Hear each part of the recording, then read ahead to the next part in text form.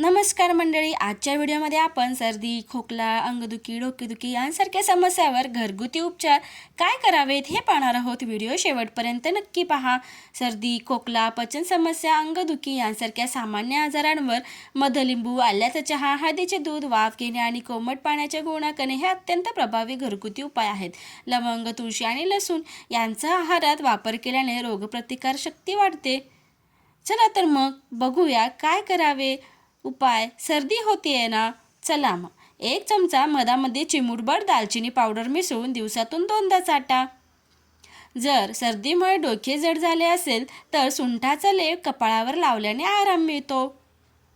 नाकातून पाणी येते, जायफळ व वेखण थोडे उगाळून त्याचा लेप नाकावर व कपाळावर लावा व तेच मधात मिसळून चाटल्याने सर्दीमध्ये खूप लवकर आराम पडतो। कफ: 10 ते 12 तुळशीची पाने, 4 ते 5 काळी मिरी आणि आल्याचा तुकडा पाण्यात उकळा। पाणी निम्मे झाल्यावर ते गाळून कोमट असताना प्या। हा काढा कफ खोकल्यावर रामबाण उपाय मानला जातो। घशातली खवखव: आल्याचा रस आणि मध समप्रमाणात घेऊन ते चाटल्याने घशातील खवखव त्वरित थांबते। 10 ते 12 तुळशीची पाने पाण्यात उकळून तो काढा कोमट असताना प्यावा। डोकेदुखी: तुळशीची पाने पाण्यात उकळून त्यात थोडे मध टाकून प्यायल्याने डोके शांत होते। जर डोकेदुखी पित्त किंवा गॅसमुळे असेल तर कोमट पाण्यात चिमूटभर मीठ टाकून प्यायल्याने आराम मिळतो। जर ताणामुळे डोके दुखत असेल तर मानेच्या मागे गरम पिशवीने शेका। जर मायग्रेन असेल तर कपाळावर बर्फाचा पॅक ठेवा। आल्याचा रस आणि पुदिन्याचा रस चमचाभर एकत्र करून घ्या, डोकेदुखी थांबेल। रोगप्रतिकारशक्ती वाढवण्यासाठी: वरती दिलेले त्रास हे रोगप्रतिकारशक्ती कमी झाल्यामुळे होत असतात, हे कायमस्वरूपी लक्षात ठेवा। त्यासाठी घरात गुळवे आणून ठेवा। गुळवेलाची 1-2 काडी ठेचून पाण्यात उकळून त्याचा काढा प्या। हे रक्तातील प्लेटलेट्स वाढवते आणि इम्युनिटीसाठी सर्वोत्तम औषध मानले जाते।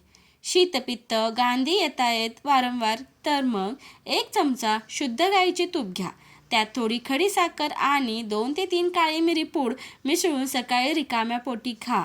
हे शीतपित्तावर अत्यंत गुणकारी मानले जाते। कानात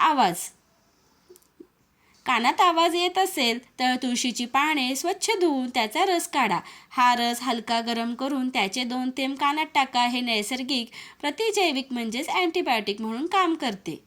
कानदुखी असेल तर कांदा किसून त्याचा रस काढा। हा रस थोडा कोमट करून त्याचे 2 थेंब कानात टाका। यामुळे संसर्ग कमी होण्यास मदत होते, कानदुखी थांबते। तळपायाला घाम येतोय तर कोमट पाण्यात थोडे मीठ टाकून 10 ते 15 मिनिटे पाय त्यात बुडवून ठेवा। मीठ त्वचेला कोरडे ठेवण्यास मदत करते। तुरटीमध्ये नैसर्गिकरित्या घाम रोखण्याचे गुणधर्म असतात। आंघोळीच्या पाण्यात किंवा पाय धुण्याच्या टबात थोडी तुरटी पूड टाकल्यास फायदा होतो।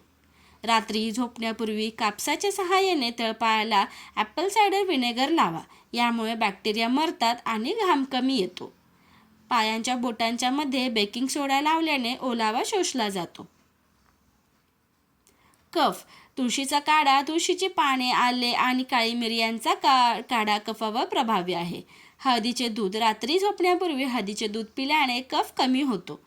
वाफ घेणे: गरम पाण्याची वाफ घेतल्याने श्वसन मार्ग मोकळा होतो।